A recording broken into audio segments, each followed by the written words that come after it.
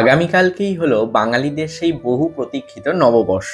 আর আমরা দুজন মিলে এই এতদিনে যাচ্ছি চৈত্র সেলের শপিং করতে। অনলাইনে কেনাকাটার ভিড়ে বাঙালিদের এই হিড়িকটা কিন্তু আজন্ম ছিল, আছে, থাকবে। আর আমার জন্য এই চৈত্র সেলের শপিংটা একটু স্পেশাল। নিজের উপার্জনের টাকায় কাছের মানুষগুলোর জন্য শপিং করার যে আনন্দ, সেটা যারা প্রথম ইনকাম করে শপিং করছে তারাই জানে। বিশ্বাস করো, একটুও বাড়িয়ে বলছি না। যারা সত্যি করেই তোমায় ভালোবাসে তাদের আবদারগুলো কিন্তু খুব ছোট ছোট। এই চৈত্র সেলে শপিং করতে এসে সুকন্যা হঠাৎ করেই অভিমানের সুরে বলে, তুই তো সবার জন্য শপিং করছিস, আমাকে কিছু দিবি না? সেই শুনে নাক কান মুলে যখন আমি জিজ্ঞাসা করলাম কি চাই তোর, তার হাসি মুখে উত্তর, একটা নাইটি কিনে দিবি? ভাবো তো, যার নাইটির দোকান কিনে নেওয়ার সামর্থ্য আছে সে তোমার কাছে একটা নাইটি চাইছে। তাই প্রশ্নটা হচ্ছে, এটাকে তুমি চাহিদা বলবে নাকি ভালোবাসার মানুষটার কাছ থেকে প্রাপ্তির আনন্দ বলবে? ঠিক যেমন এই দুই লাভবার্ড।